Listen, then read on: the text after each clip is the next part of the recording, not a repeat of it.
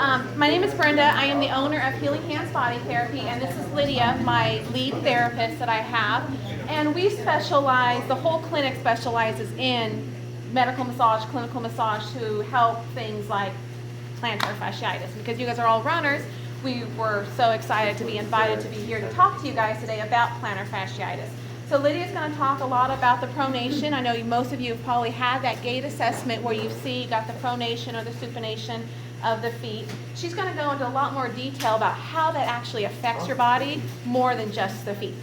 The interesting thing about your feet, Proprio receptors. Okay, they are neurotransmitters that go from your feet to your brain.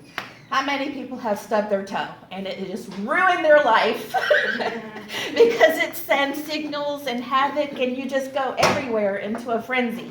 So just because you stubbed that little toe, it didn't just affect your toe, it affects your whole body. Similar to like if you bumped your elbow and you're like, eh. Okay, and it doesn't just affect you in that moment, it carries with you, just like we were talking about earlier, injuries that may have happened, you get compensations.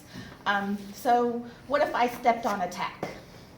Okay, that really hurts. And then when I'm going for a walk or a run, I'm gonna avoid putting pressure on that one spot, whether it be in the front or the back.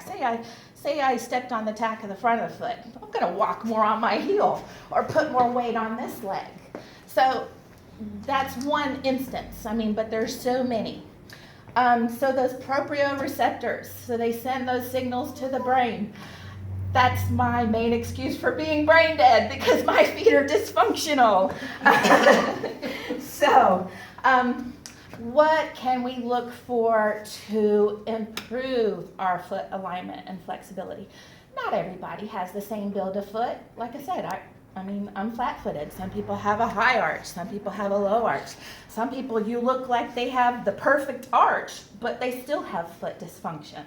So what we want to look for is flexibility and balance and an actual functional arch, not just the level of the arch, but being functional. And what that means is, okay, your arch has a couple of things that it's supposed to do. One is shock absorption. Okay, your foot is not flat. It's made of a series of bones and ligaments and tendons that are attached to your muscles. So it is the padding and shock absorption when you're landing. Now, did you know when you're walking, when you walk, your arch shock absorbs 1.5 times your weight? When you run, it's 3 times. Okay, how about people who drive? That's everybody. Don't we all do this more? Usually your gastroc is going to be tighter on your right foot than your left. It's just one of those things. Anybody who drives is going to have that. So different functions of the body that, when we perform day-to-day activities, it's going to affect all that, the alignment, the mobility, everything. So we want to have the balance. So how do we get that? Your first line of defense, stretching. Okay, you runners.